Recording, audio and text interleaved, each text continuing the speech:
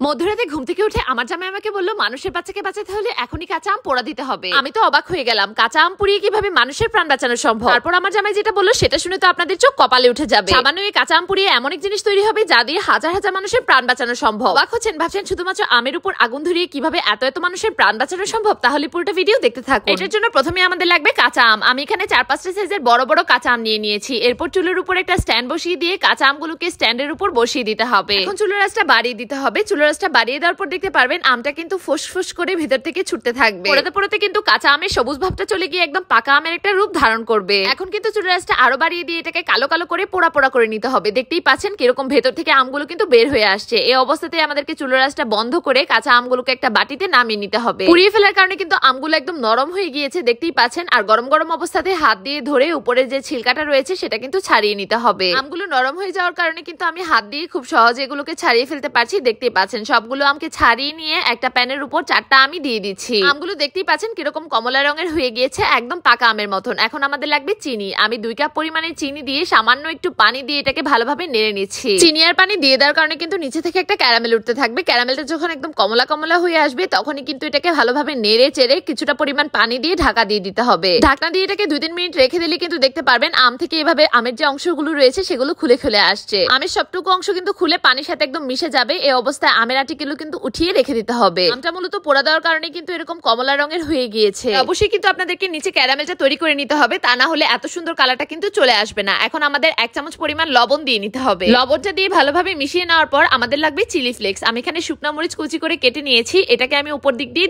দিচ্ছি। ভালোভাবে এটাকে নেড়ে চেড়ে নিতে হবে। ঘনত্বটা ঠিক এরকম থাকা অবস্থাতে কিন্তু এটাকে নামিয়ে নিতে হবে। দেখতেই পাচ্ছেন ঘনত্বটা কিরকম ছিল। উনি আমের কাঁচাকে নামিয়ে একটা বড় স্টিলের প্লেটের মধ্যে নিয়ে নিচ্ছি। আপনারা যে কোনো ধরনের প্লেটে কিন্তু এটাকে সার্ভ করতে পারেন। আপনারা চাইলে কাঁচের প্লেটেও কিন্তু এটাকে নামিয়ে নিতে পারেন। একটু নেড়ে চেড়ে উপর দিক দিয়ে ফেনাগুলো কিন্তু সরিয়ে দিচ্ছি। এখন আমাদের 30 মিনিটের জন্য এটাকে ফ্যানের নিচে রেখে দিতে হবে। ফ্যানের বাতাসে 30 মিনিট রেখে দিলে কিন্তু দেখতে পারবেন এরকম করে কিন্তু এটা জমে গিয়েছে। আমরা বেশিক্ষণ জাল দেওয়ার কারণে কিন্তু রোদেও শুকাতে দিতে হয়নি। তৈরি কিন্তু হয়ে গেল বাহিরের দোকানের ম্যাঙ্গো বার। ছুরি দিয়ে যেমন ইচ্ছা তেমন করে শেপ দিয়ে কিন্তু কেটে নিলেই তৈরি হয়ে যাবে ম্যাঙ্গো বারের আকার। আপনাদের বাচ্চারা দেখে বুঝতেই পারবে না এটা বাইরের কিনে আনা ম্যাঙ্গো বার নাকি ঘরে বানানো ম্যাঙ্গো বার। বাজারের দোকানিরা আমের ম্যাঙ্গো বার নামে আম ছাড়া তৈরি করে করে কিন্তু হাজার হাজার টাকায় বিক্রি করছে। আর এইসব ম্যাঙ্গো বার খেয়ে খেয়ে হাজার হাজার বাচ্চা অসুস্থ হয়ে পড়ছে। বাজারের দোকানের ম্যাঙ্গো বারের মধ্যে কোনো ধরনের আমি থাকে না, শুধুমাত্র স্যাকারিন আর ফুড কালার দিয়ে কেমিক্যাল দিয়ে কিন্তু এইসব ম্যাঙ্গো বার গুলো তৈরি করা হয়, যেগুলো আমাদের বাচ্চারা প্রতিদিনই কিন্তু কিনে কিনে খায়। আর এইসব ম্যাঙ্গো বার কিনে খাওয়ার কারণে কিন্তু তাদের মুখে রুচিও চলে যায় এবং স্বাস্থ্যেও কিন্তু অনেক সমস্যা ঘটে। বাচ্চারা না খেতে খেতে কিন্তু অসুস্থ হয়ে পড়ে। এভাবেই কিন্তু হাজার হাজার বাচ্চার প্রাণহানিরও একটা সম্ভাবনা থেকে যায়। আপনার বাচ্চা প্রাণ সুরক্ষায় বাজারের এইসব ম্যাঙ্গো বার কোনোদিনও আর বাচ্চাকে কিনতে দিবেন না। এভাবে ঘরে বসেই কিন্তু বাজারের চেয়েও সুন্দর ম্যাঙ্গো বার ঘরেই বানিয়ে ফেলতে পারবেন। এটা খেতে এবং দেখতে কোনো অংশেই বাজারে